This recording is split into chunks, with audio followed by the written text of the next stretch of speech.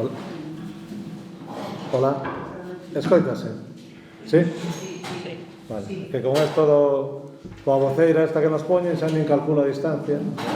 A ver que fai galloso así, coa mascarilla. Bueno, bo día, moitas grazas por estar aquí, por compartir con nos esta xornada. Eu vou intentar ser breve porque realmente o que teñen que falar son as miñas compañeiras e vostedes, pero simplemente quería primeiro agradecer a confianza á Asociación de Amigos do Museo Casa do Patrón e ao Museo Casa do Patrón por considerar que este proxecto que puxemos en marcha pois era interesante e que entronca co seu gran labor que están facendo de divulgación, dignificación, posta en valor do patrimonio cultural e os saberes femininos son parte fundamental da nosa cultura, do que somos. Non se entendería o mundo, obviamente, sin eso.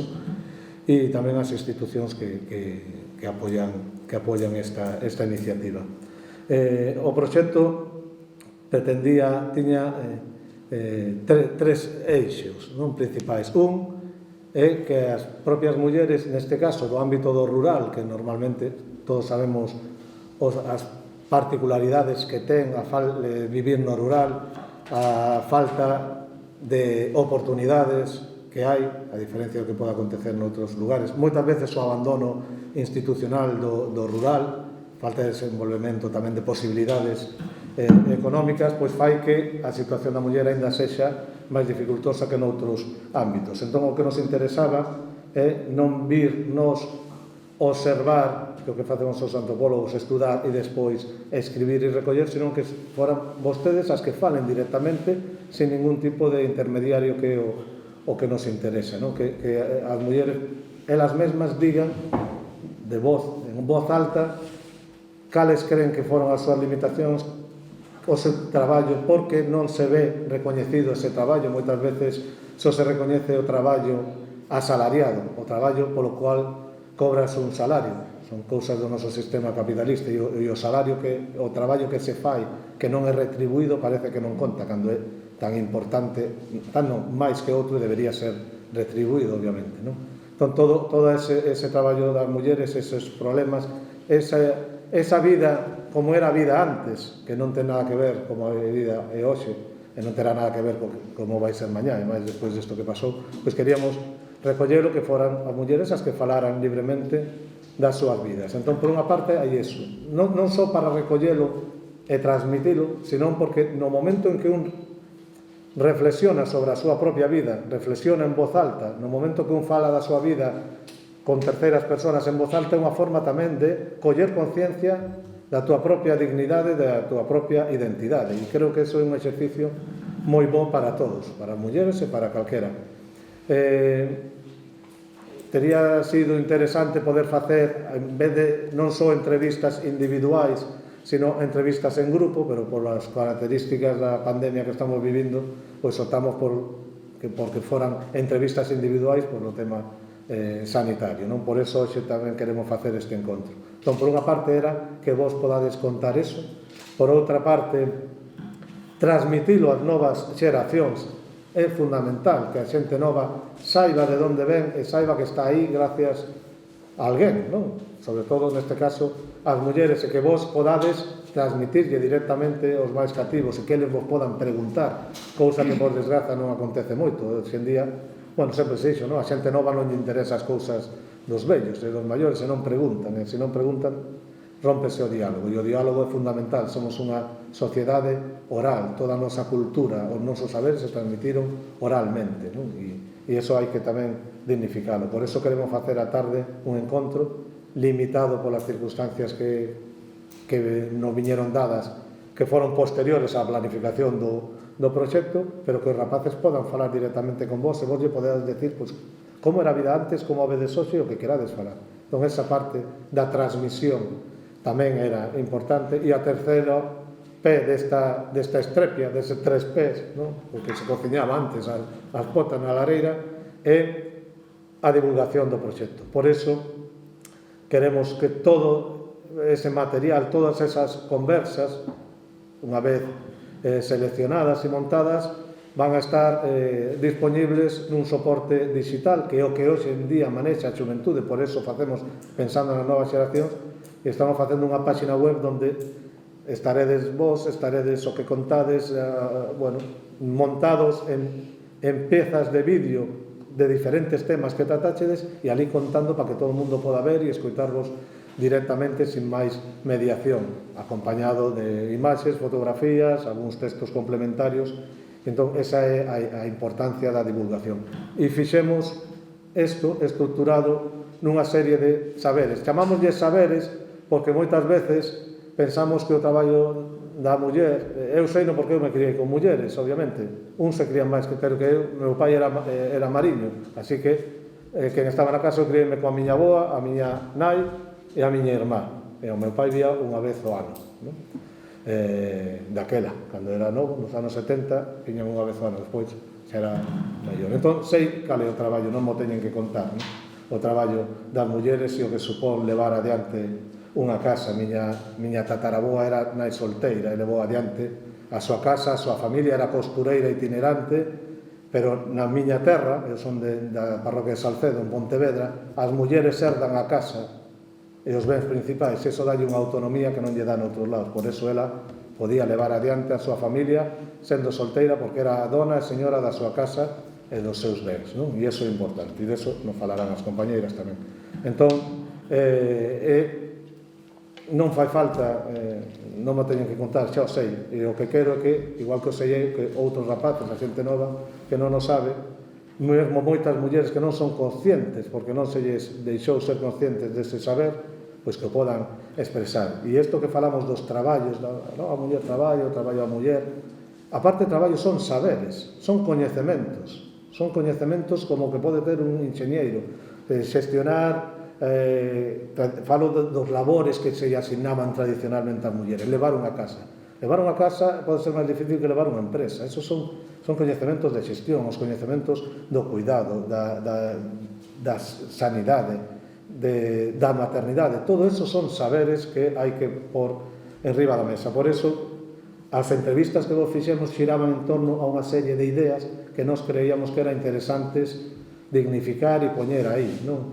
O valor de todo eso, o valor do traballo da muller cuidadora. A muller tradicionalmente sempre cuidou a todos na familia, os pequenos e os vellos e os enfermos, e hoxe sigue sendo igual, basicamente, por desgracia, pero normalmente é a muller na que recae. Aí hai tamén un coñecemento e algo que dignificar, os saberes da saúde. Cando un está enfermo chama por mamá, normalmente, anda que teñas 60 anos. Os soldados na guerra, cando lle meten un tiro, chaman pola nai, porque era depositaria da saúde. Despois discutiremos, as miñas compañeras falarán, si eso debería ser así ou non, se os homes que son inútiles ou non están capacitados para eso, pero tradicionalmente ese foi labor da muller. Os saberes da morte, a xestión da morte tamén. Eu vino, cando morreu o meu avó, saíron todos do cuarto e entraron as mulleres, as súas irmás, e se encargaron da xestión. A min eso sorprendeu, ese coñecemento tamén, a maternidade, por suposto, como eran os xogos das mulleres, como era a diversión, como se divertían, onde podían socializar. O home iba ao traballo, iba á taberna, tiña moitos espacios de socialización, a muller non tiña tantos. Eso hai que contalo. Igual que o traballo fora, as mulleres que traballaban fora, o traballo no campo, o traballo na casa. E tamén algo para min importante é que son fundamentalmente as mulleres son as legatarias da tradición oral, dos coñecementos, da mitoloxía, das lendas, dos contos, moito eso queda nas mulleres e gracias a elas hoxe en día podemos conservar toda esa parte da nosa visión do mundo que non é superstición, nin conto, nin tontería, sino que son saberes profundos. E iso todo é o que queríamos ver. Entón, eu quero darvos de novo as grazas por participar e quero darlle as grazas a miña compañeira a Cristina Valdés, que é antropóloga, que vai facer unha charla de colofón previo ao voso debate falando sobre a violencia de xénero e sobre como é importante estes proxectos de dignificación para loitar contra a violencia de xénero, que é unha lacra que seguimos padecendo, e a miña compañeira Ana Durán, dende a perspectiva histórica e etnográfica, vai facer un percorrido sobre cal foi a situación da muller na sociedade rural, non? Sodes vos as que que falar, que creo que é un complemento ideal para despois, que o que me gustaría, podades falar, debatir, opinar sobre o que aquí se falou, opinar con elas e nos escoitar para ver se aprendemos algo. Entón, non me estendo máis, reitero as miñas grazas ao Museo Casa Patrón, grazas a todas vos por ternos saturado durante estas semanas e meses con este cousa, e espero que vos resulte do voso interés ou polo menos vos sintades orgullosas porque é un proxecto que fixechedes vos directamente, non? Coa nosa compaña. E nada máis, doulle a palabra entón a miña compañeira Ana. Vale, moitas grazas. Unha cousiña, esquecíame unha cousa. Deixo un segundo. Quería porvos en grande as fotografías Escape. Unha das cousas que quixemos facer como un pouco como homenaxe a vos, grazas a Ana, que aparte de investigadora é unha fotógrafa excepcional, foi facer unha pequena exposición con unha fotografía que ela quixo facer, captar a vosa alma de cada unha de vos, con unhas frases que eu seleccionei das centos de cousas que nos contaxedes e do tempo, que son sentencias demoledoras que cada unha de vos podía falar de todos os temas que tocamos, pero quixen coller unha frase de cada unha que teña que ver con diferentes campos. Pois unha pode falar da situación de marginalidade da muller, outra da falta de decisión, outra da falta de oportunidades, outra dos seus dereitos, do seu traballo. Cada unha solta unha perla deste tipo. Entón, vamos a proxectar aquí para que a fechades en grande e xa damos paso a miña compañeira. Pois,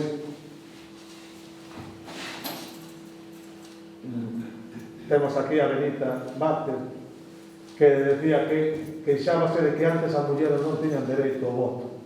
Claro, ela já ten 83 anos, non?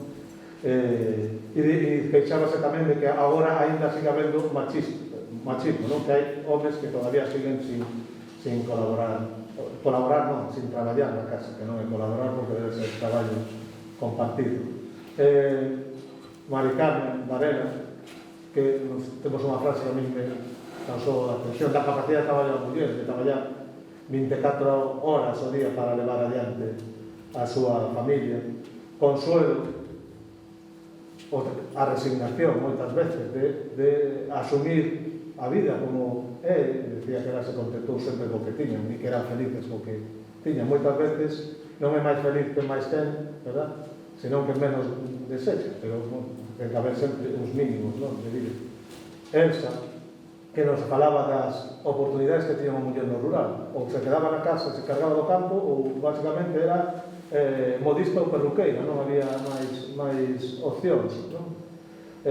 Luisa, que sempre estaba sorrindo, un sorriso, decía como ela decía, por que estudaste esto? Eu non decidí nada, a mí mandaronme fixe, non? E tamén me sotou moito cando nos dixo daquela non había traumas, a xente asumía o que era a vida e pa diante. María del Carmen, que leva unha explotación agraria, tamén fala de que o home traballa fora, chega a casa e se senta e a muller sigue traballando, non? E di que non é que os homens non estén capacitados, senón que non queren facer. Aquí María Mariño, había un erro, que falaba de que o mesmo traballo da muller é menos valorado e menos pagado que un home, por exemplo. Cada unha de vos podería facer todas estas frases. Non, a María Dolores, que di que sempre, que a muller sempre traballou porque sempre hai cousas que facer. A xornada laboral da muller non acaba nunca, chega a casa e sigue, tanto na casa como fora. María Dolores Doval, que fala que as mulleres eran as que se quedaban na casa mientras os homes iban a traballar e que ela foi pedir traballo, quiso traballar fora da casa e fixo a escondidas porque o seu pai se non a deixaba ir porque a muller tiña que traballar na casa, por exemplo.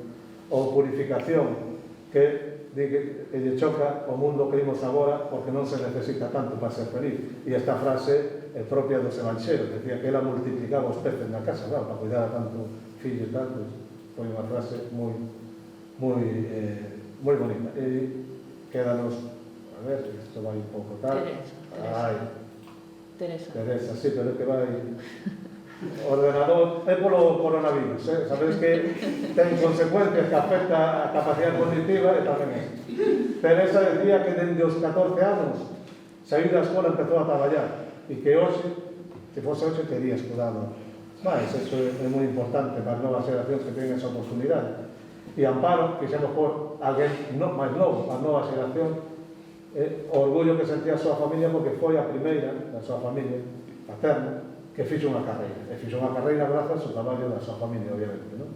E fala de que as mulleres sempre están aí, todos os días do ano, todas as horas do día, que como a Guardia Civil, 24 horas de servicio, 65 días o ano, non?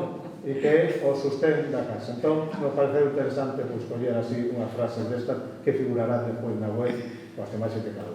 E entón, eu, como dixen que iba a falar pouco, non o cumplir, porque son así que vou a falar.